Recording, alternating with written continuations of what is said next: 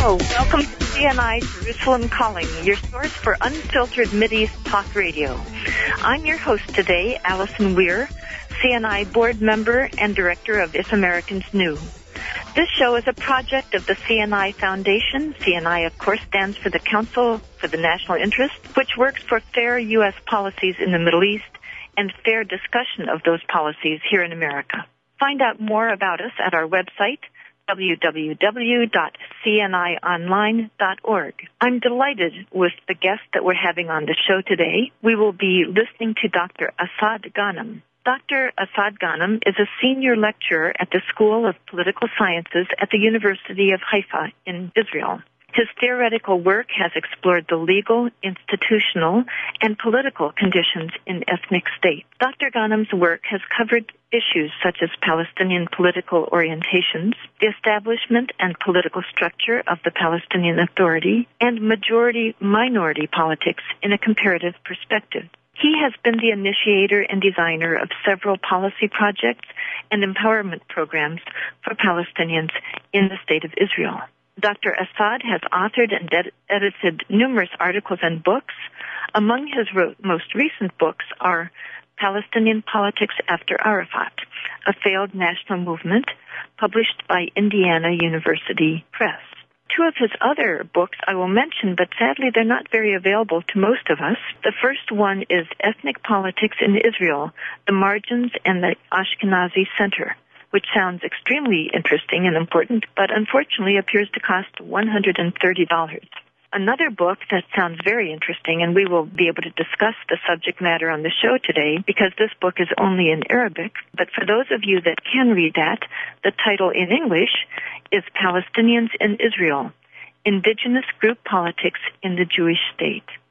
In addition, Dr. Asa'd has studied the marginalization of large portions of the Israeli public, and he has explored the possibility and even the advisability of a one-state solution to the Israel-Palestine conflict, a vision almost never discussed by mainstream U.S. media, but which many of us feel is really most likely the long-term solution.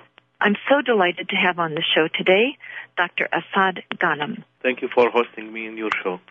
I'll start in with a number of the articles that you've written that fortunately are available on the Internet, even though your books are more difficult for many Americans to get. I found an article that you wrote in about 2006, very interesting. It was published in Bitter Lemons. The title of it is View of a Palestinian Citizen of Israel. And in it you discuss the difficulty and the situation for Palestinian Knesset members. Allegedly, citizens of Israel who are Christian and Muslim, who are Palestinian, and who are in what is the Israeli parliament. Now, in the United States, we are consistently told that Israel is a democracy. In fact, we're consistently told that Israel is the only democracy in the Middle East. Could you discuss with us the situation for Palestinians in the State of Israel, Christians and Muslims, what it is like for them to try to run for office, and what it is like when they're actually in the Knesset? Actually, as you may know, there are almost 1 million Palestinians in Israel who are Israeli citizens since 48 and the expulsion of the rest of the Palestinians. These Palestinians, officially and formally, they should enjoy full citizenship in the State of Israel. Unfortunately, in almost all domains, and especially following your question, in the political domain, the Palestinians in Israeli status as a citizen in the State of Israel, they suffer from being second-class citizens, if I may use this term. Actually, their representatives in the Knesset, and this article was about the effectiveness of the Arab role in the Knesset, in the Israeli parliament. They are very marginal. They were excluded, mainly Arab political parties, and as we know, Israel is based not in the liberal democratic notion of citizenship as it is founded in the West as one man, one vote, and all people are equal. Israel, as a Jewish state, it gives preference to Jewish citizens. There are certain political arrangements that's based on ethnic affiliation. So there are Jewish parties and with few Arab members, and there are Arab parties where only one party is the mixed one, which is the Communist Party, but there are 2 or 3 Arab parties. that they are represented in the Knesset. But unfortunately, these Arab parties were excluded officially and by formal decision by those who created or established Israeli government since 1948. They were excluded from Israeli government. Actually, it is clear that they don't enjoy the same status as the Jewish Knesset members. This is also true when it comes to decision making in the different Knesset committees, and for sure in the general session of the Knesset. Basically, there is a lot to do in this regard. I'm not optimistic. I'm here trying to understand the situation, to try and to see if there is any possibility to change this situation. Unfortunately, I'm not optimistic in this stage. Still, and certainly under the current Israeli government, which is the most right-wing government in Israel, Arabs are suffer from being marginal. This is true for their representatives in the Knesset, and they don't enjoy the same ability to influence Israeli politics. There are certain laws in Israel that make it sure, at least indirect laws, that make it sure that when it comes to crucial decisions regarding the future of, let's say, the occupied territories, Jerusalem or the Golan Heights or the West Bank, or certain issues that related to the basic status of equal citizenship in Israel and the status of the Jews in the world in Israel, there is a disability of Arab Knesset members to affect Israeli politics. Unfortunately, this is a non-democratic situation. At least one problem facing Israel democracy should be fixed, but as I said before, I'm not optimistic in this regard. Dr. Asa'd, as I understand it, the Palestinian population of what is now Israel is close to 20%. I'm wondering about what percentage of Knesset members are Palestinians. Do you have that number? I think that in this current Knesset, there are 11 Knesset members who are Arabs. Actually, you mentioned in your opening remarks about that the Arabs are Muslims and Christians. They are also Druses among the Arab community, and they are altogether 20% of the population. There are almost 11 or 12 Knesset members. They are only 10% of the Knesset members, but it is in Israel procedurally. There is an ability of Arabs to get more involved in electing their representatives. And the main problem they are facing is the fact that they are fragmented. They have a political option to enhance their ability to be much more represented in the Knesset, but they are very fragmented. There is a structure of the ages in the Arab community. There are many people who are under the age of 18, so they don't participate in election. So this creates an imbalance of representation for Arab Knesset members. But if I'm free to take your question to other domains of life, this is also a problem of representation of the Arabs in Israel. Almost only, although the Arabs are 20% of the population, there are certain reports and based in formal statistics that are produced by the State of Israel, the Arab representation in the civil service in Israel is only 4% of the whole civil service in Israel. Although they are 20%, there is a lot of talk about the correction steps that should be made by the state, but these are only talks.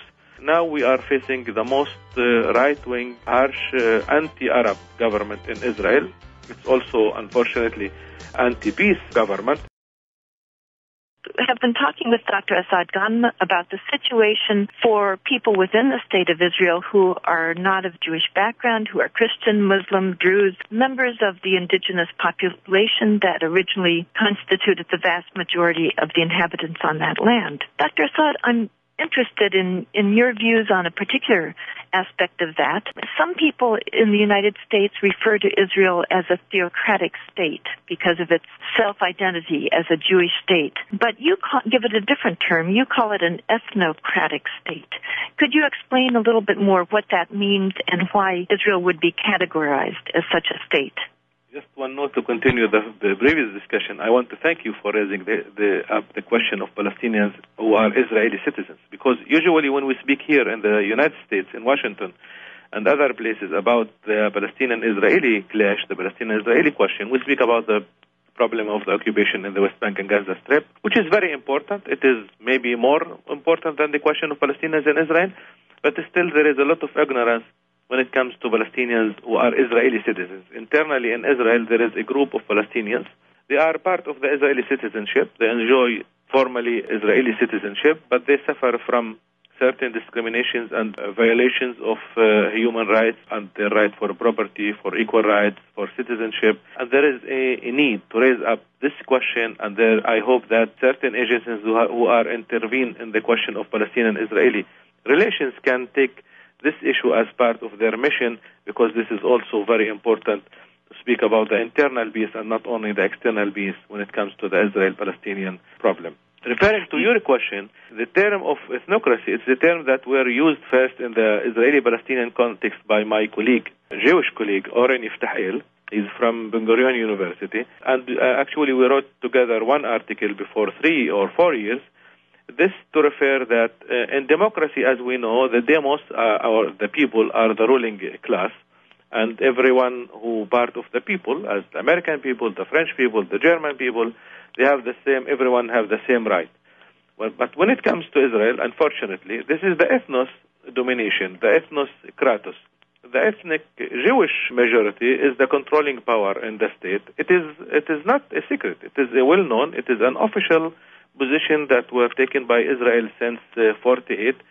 And it continued to be the main factor behind Israeli policies, internally and externally. So when you try to understand the Israeli situation, you cannot understand it without relationship between Israel as a state, as an entity that should preserve equal rights, and the fact that Israel is captured, it's controlled, it is owned by the Jewish group, and not only Jews who are Israeli citizens, who live with us and we interact with them in the daily basis, but also many Jews who are not Israeli citizens, because these Jews who live in the States or in Europe or in other places, potentially they can just decide to immigrate to Israel, and in one day they can become potentially Israeli citizens, and then they will enjoy more rights than me as an Arab citizen or Palestinian citizen in the state of Israel. So the term ethnocracy means that this state, instead of being controlled by its people, the citizens, it's controlled by the ethnic Jewish majority and all aspects of life. When it comes, let's say, for the symbols, the symbols are Jewish symbols and not civic symbols. When it comes to certain policies regarding land, planning land, regarding resources, the key for the allocation of resources in Israel is not the one that used in democracies, normal democracies. It's not if you are a citizen, you will enjoy all the rights. There are 2 or 3 main organizations, for example, Musawa in Haifa, Sikui in Jerusalem, which is a Jewish Arab organization, and many other, ADVA organization in Tel Aviv, that they produced report about discrimination in Israel. And it is very clear that when it comes to the allocation of resources, there is a huge gap between in the allocation of the state resources between Jews and Arabs in the state of Israel. This is a violation of human and civic right. This is a main factor that creates unrest in the internal domain of Israel, and this should be part of the international agenda when it comes to the discussion about the Israeli-Palestinian situation. It is for sure should be part of the Israeli internal agenda, and something has to be done. I was for 10 years the director of Sikui. It's an Jewish Arab organization, and we produced these reports about discrimination. We tried to convince political policymakers in Jerusalem to change their attitudes towards the Arab. And I left this position in 2003, and unfortunately, my experience says that it is very difficult. It was almost a failure to convince Israeli political and policymakers, usually Jews, to change their policies towards the Arab situation. And this is why I use in my writings, after Professor Oren Iftahiel, the term ethnocracy, saying that in Israel you enjoy more rights if you are a Jew rather than a citizen. And this is, unfortunately, a huge violation of democratic principles, and this is also should be part of the agenda when it comes to discussion over Israel and Israeli-Palestinian situation. It's very valuable to have you speak on this because I agree with you. So often this is not discussed in the United States, even in a surprising number of cases in which people such as former President Jimmy Carter has written some excellent books on Israel-Palestine, one of them talking about the apartheid system in the West Bank and Gaza. But I think, trying to be fair, he bends over backwards perhaps a bit too far when he states that inside Israel it is just fine, that inside Israel it is a democracy, that he is only discussing the West Bank and Gaza Strip.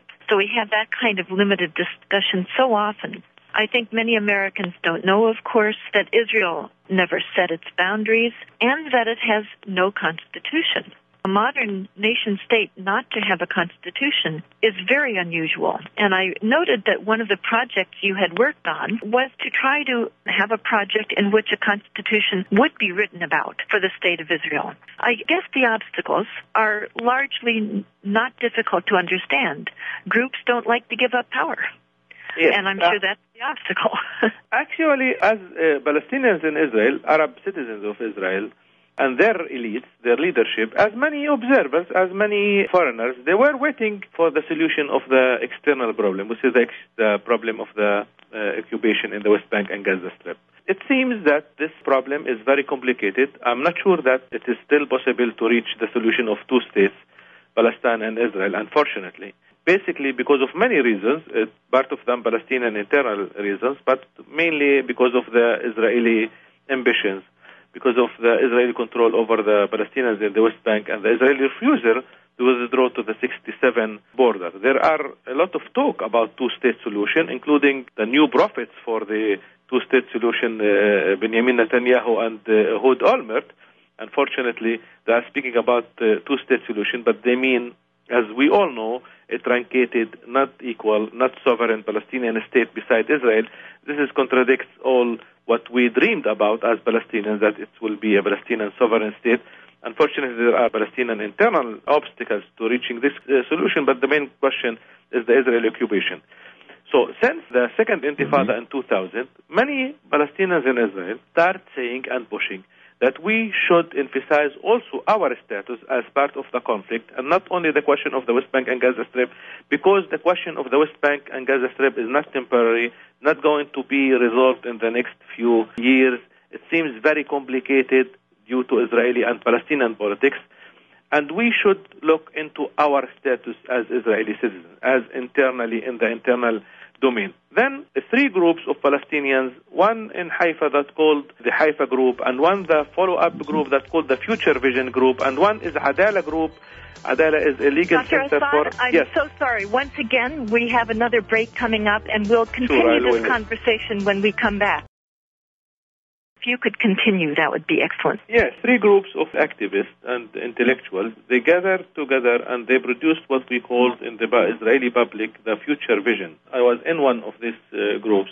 We produced three documents that we hope that will be part of the Israeli constitution, if there will be a constitution in Israel in the near future, assuming that Israel should be a true democracy based in equal rights for all citizens and granting equal individual and collective rights as cultural rights for the Arab minority, and including the right to establish a university. There are in Israel 7 universities. There is no Arab university who speaks in Arabic and can gather together the Arab intellectuals and professionals. But basically, we claim there in these documents that Israel should be a democratic state, that the Jewishness of the state, if it contradicts the democratic principle, it should be replaced by democratic principles that guarantee equal rights and historical compensation for Arabs in Israel. I don't know if the public knows that 20%, 25% of the Arab population who are Israeli citizens, they are called, according to Israeli law, internal refugees. Those people who moved in 48 from their village to another village, but they continue to be Israeli citizens within the Israeli borders after the war in 48. This group of people or their land, properties, were confiscated by the state of Israel. They are Israeli citizens, but they are considered, when it comes to their property, as absentee people. We thought in these documents that it is time that the state of Israel should compensate these people who are Israeli citizens. They are still Israeli citizens. And that Israel should stop the policies of confiscation of land in the, let's say, it is now very, very popular in Israel to confiscate Bedouin land in the Negev, in the south of Israel.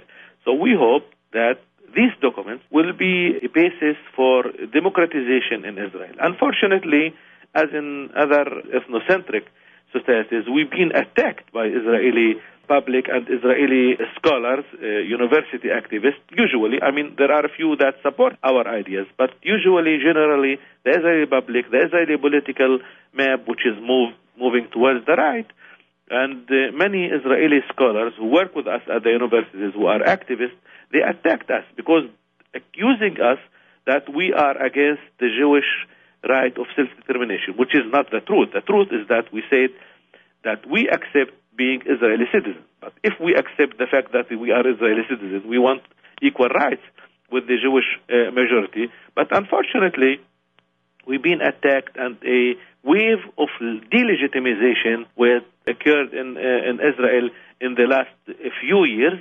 And at least one thing that it is clear that now, as we all know, the representative of Israel in the world, his name is the foreign minister, is Lieberman. He's a Jew who immigrated to Israel in the 70s.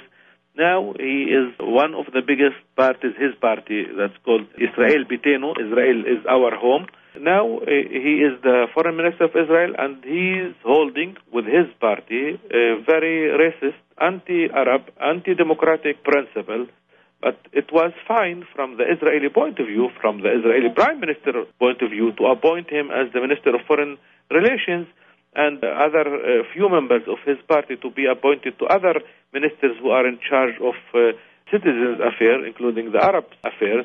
And unfortunately, in the last 2 years, at least in the last 1 year, there is a huge attack of delegitimation against Arab citizens, against their status as Israeli citizens, against Arab politicians.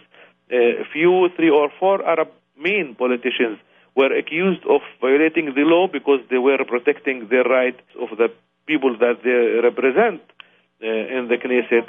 And there is a deterioration in the general atmosphere in Israel.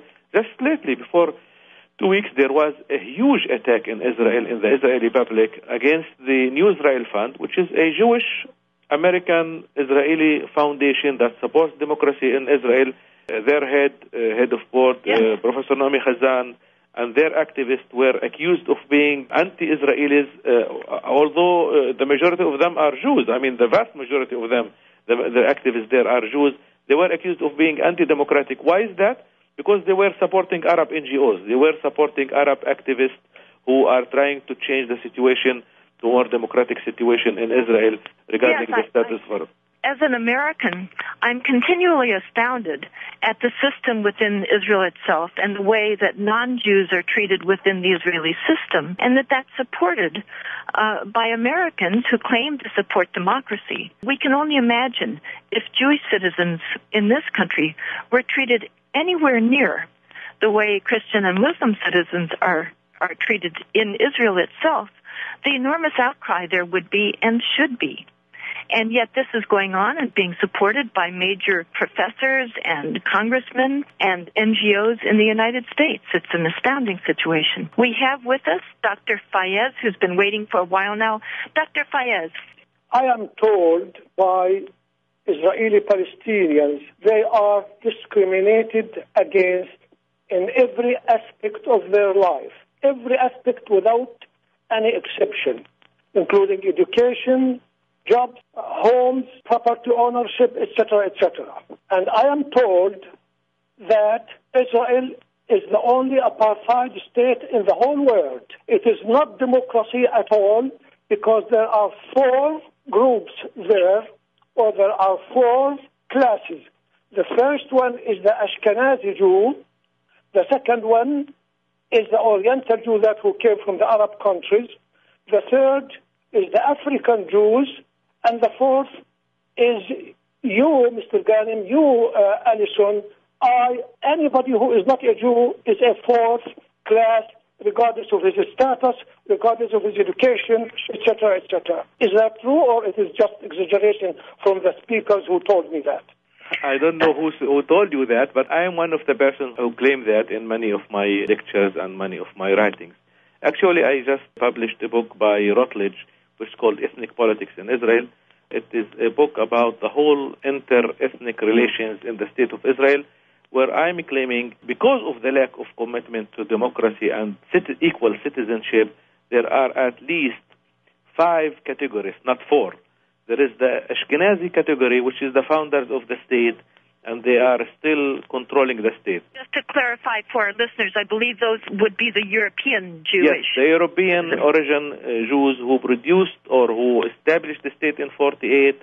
Their status is less dominant than in the 50s and the 60s, but they're still dominant in the Israeli decision-making and mainly in the Israeli academia. This is one group. The second group, which is more close to this group in the equal rights, but less close to them in the cultural aspect, which is the religious group, mainly the ultra-Orthodox Jewish group. They have their own autonomy in the educational and cultural life. They are less citizens than the Ashkenazi, but because of their power in the legislation in the Knesset, they enjoy certain privilege as a group. The third group is the Mizrahi, which is the Oriental Jews, those who immigrate to Israel from the Arab world and Africa and Asia. We're approaching another break, so when we come back, we can hear the other groups being described. My name is Alison Weir. The guest today is Dr. Asa'd Ghanem, professor at Haifa University, who's written numerous books about the Palestinian situation, about ethnicities within Israel, and other aspects of that complicated and important situation. Dr. Asa'd was just explaining the different classes within Israeli society itself. Dr. Asa'd, if you could finish that, and then we'll talk to David from West Virginia, who's been waiting patiently to ask a question. I want to thank Mr. Faiz for his question, because this is an internal, I start speaking about Arab and Jewish relations, but this is part of a whole complex that is related to the Israeli structure, ethnic structure internally. So as I said before, there is the Ashkenazi group, the religious ultra-Orthodox group mainly, and there is the people who immigrate from the Arab world and Africa that called the Orientals in Israel, or the Sephardic group. This group was more incorporated to the Israeli public, to the general stream of life, but still they suffer from the fact that their identity and their cultural identity were destroyed totally. They forget their language, their culture, and they were incorporated as second-class citizens. Actually, they were driven to live in the development towns in the very marginal areas in Israel, and they still suffer from the fact that their identity and the policies towards them were of discrimination and not based on equality. And the fourth group is the Jewish immigrants, the Russian immigrants from the Soviet Union. These immigrants who start to come to Israel in the 70s, they came in as 1 million in the 90s after the collapse of the communist bloc. And they produced certain niche, certain group with the special status within Israeli society. So they are well organized. Now the foreign minister is one of them. And as a well-organized group, they enjoy certain rights that they are forbidden for the religious group, for the Arabs, and for the Oriental Jews.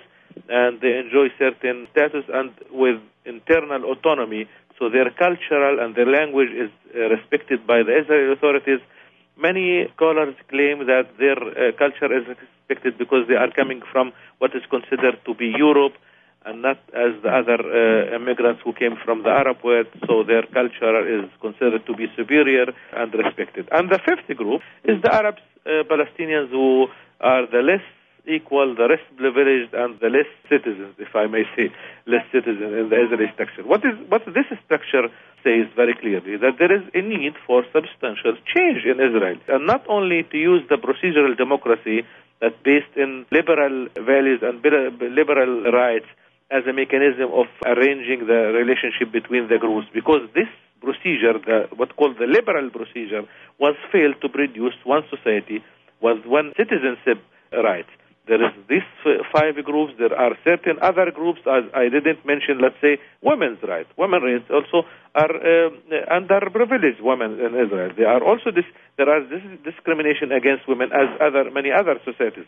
So there is a need to produce another system in Israel based in equal citizenship and equal group rights.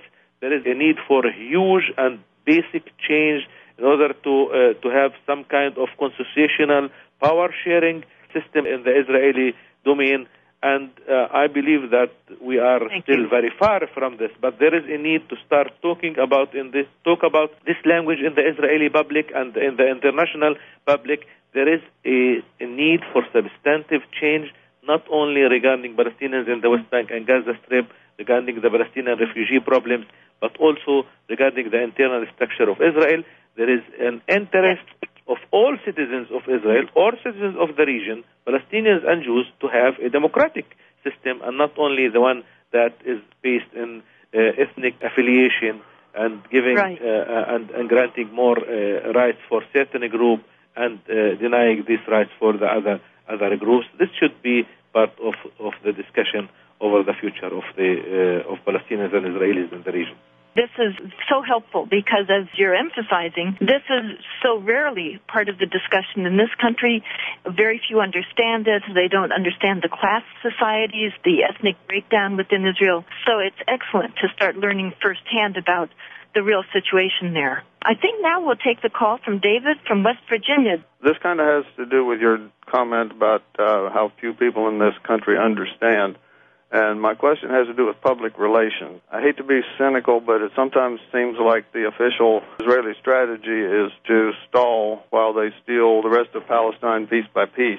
I'm wondering if anybody on the Palestinian side sees this and feels like maybe it would be advantageous to kind of go over the head of the Israelis and lobby the American people directly, given that much of Israel's power and legitimacy comes from America, given that they have a very effective lobbying organization here. Are the Palestinians working on that at all? I'll jump in and give a quick perspective, and then Dr. Asa'd will address it as well. That's certainly the view at If Americans Knew. That's also, I work both with the Council for the National Interest and If Americans Knew.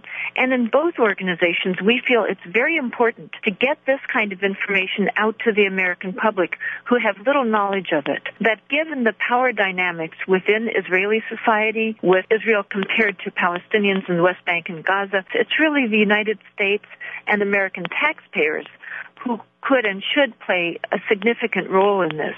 Of course, the reality is that public relations is only as effective as receptivity of the media. How do you get that information straight out to the American public? In most cases, you do things that would be effectively and honestly covered by U.S. newspapers and television shows. Sadly, however, analyses of these organizations show that they are consistently Israel-centric. The New York Times bureau chief has a son in the Israeli military. So this is the kind of problem that Palestinians are facing in trying to get the facts out to the American public, and that those of us in the United States are facing in trying to get this kind of discussion and this kind of factual information to our fellow American citizens. Information to our fellow American citizens. Information to our